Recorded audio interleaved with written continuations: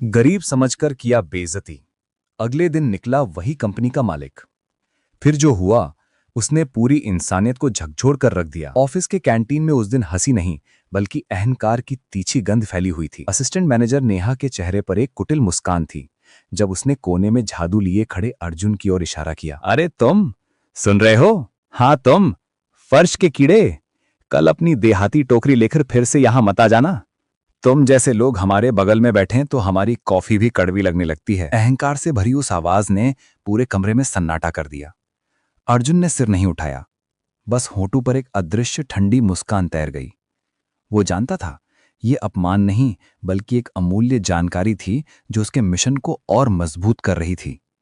उस रात अर्जुन की आंखों में नींद नहीं बल्कि एक भयानक प्रतिज्ञा की आग थी। अर्जुन, जिसने अपना असली नाम और अरबों की विरासत छिपाकर एक साधारण सफाई कर्मचारी का वेश धरा था, हर दिन एक अग्नि परीक्षा से गुजर रहा था। उसका पुराना सिकुड़ा हुआ बैग और घिसे हुए जूते उसके छिपे हुए साम्राज्य का मजाक उड़ाते थे। जब लोग उसे देहाती, आलसी कहकर ताने मारते तो उसके सीने में हल्का दर्द उठता, लेकिन वो दर्द उसके मकसद की ढाल बन जाता। वो जानता था ये लोग अपने पद के नशे में इंसानियत भूल चुके हैं। उसके मिशन का सबसे बड़ा दुखद पहलू था रामू काका, एक सच्चा, ईमानदार और मेहनती बुजुर्ग जिस पर असिस्टेंट मैनेजर नेहा ने झूठे चोरी का इल्जाम लगाकर उसे पूरे ऑफिस के सामने कुचल दिया था। जब रामू काका अपमानित होकर सिर झुकाए गए तो अर्जुन के अंदर की क्रोध की चिंगारी एक ज्वलंत ज्वालामुखी बन गई। उस रात अंधेरे में अर्जुन ने सीसीटीवी फुटेज देखकर रामू काका की बेगुनाही साबित करने का सबूत अपने पास सुरक्षित रखा। उसने अपने आप से फुसफुसाते हुए कहा, बस बहुत हो गया, अब दर्शक बनकर नहीं बैठूंगा। इस अंधे न्याय को अब रोशनी देखने का वक्त आ गया है। अगली सुबह 9:29 पर, ठीक 9:29 पर ऑफिस के मुख्य द्वार पर एक गहरी काली लग्जरी सेडाना कर रुकी, जिसकी चमक ने सूरज की रोशनी को भी फीका कर दिया। कार का दरवाजा खुला और उसमें से एक ऐसा शख्स बाहर निकला जिसे देखकर हर कोई सांस लेना भूल गया। ये वही अर्जुन था। वो आज अपने असली रूप में था। एक कटा हुआ स्टाइलिश सूट, आंखों पर सनग्लासेस और चेहरे पर असाधारण आत्मविश्वास की वो आभा जिसने पूरे ऑफिस का माहौल एक झटके में बदल दिया।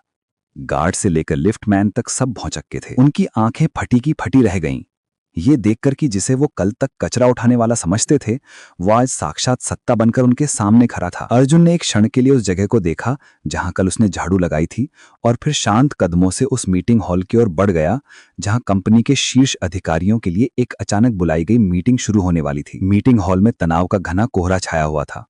जब अर्जुन अंदर दाखिल हुआ तो नेहा एक बनावटी चिपकी हुई मुस्कान लिए आगे बढ़ी। वो अभी भी उसे पहचान नहीं पाई थी। उसने सोचा कोई बड़ा विदेशी निवेशक आया है। नेहा चिपकी हुई मुस्कान के साथ, वेलकम सर, मेरा नाम नेहा है, असिस्टेंट मैनेजर।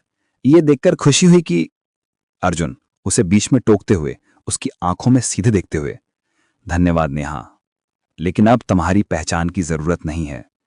मैं तुम्हें अच्छी तरह जानता हूं। नेहा का चेहरा सफेद पड़ गया। उसकी आंखें चौड़ी होती गईं जब उसने ध्यान से देखा। वही शांत आंखें, वही ठंडी मुस्कान, ये वही सफाई वाला था। मीटिंग शुरू हुई। अर्जुन ने एक बटन दबाया और हॉल की बड़ी स्क्रीन पर रामू काका की बेगुनाही का सीसीटीवी फुटेज चलने लगा।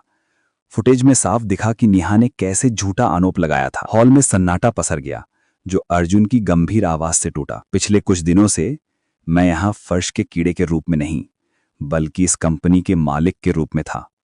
मैं देखना चाहता था कि कौन इंसानियत रखता है और कौन अपने पद के अहंकार में अंधा हो गया है। उसने सीधे नेहा की ओर देखा जो अब डर से कांप रही थी। उसका अहंकार राख बन चुका था।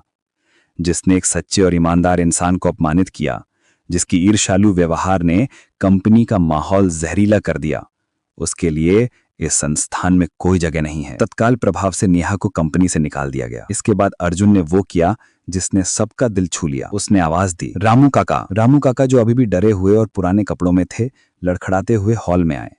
अर्जुन उनके पास गया और सबके सामने झुककर उनके घिसे हुए हाथ को अपने हाथ में लिया। काका, आपने मुझे सिर्फ आधी रोटी नहीं दी थी, आपने मुझे ईमानदारी और मानवता का पाठ पढ़ाया था। आज से आप सफाई कर्मचारी नहीं बल्कि हमारे लॉजिस्टिक्स कोऑर्डिनेटर हैं। ये आपकी मेहनत और आपके पवित्र चरित्र का सम्मान है। रामू काका की आंखों से कृतज्ञता और खुशी के आंसू बह निकले। उन्होंने अर्जुन के हाथ को चूमा। ये दृश्य देखकर वहां मौजूद कई कठोर कर्मचारियों की आंखें नम हो गईं। उन्होंने देखा, असली सम्मान पद से नहीं बल्कि दिल से अर्जित होता है। अर्जुन ने पूरे ऑफिस को एक अंतिम संदेश दिया, हमेशा याद रखना, किसी को उसके कपड़ों से, उसके पद से या उसकी हैसियत से मत आंकना, क्योंकि कौन जानता है कल जो फर्श पर झाड़ू लगा रहा हो वही कल आपके भाग्य का फैसला करने वाला बन जाए।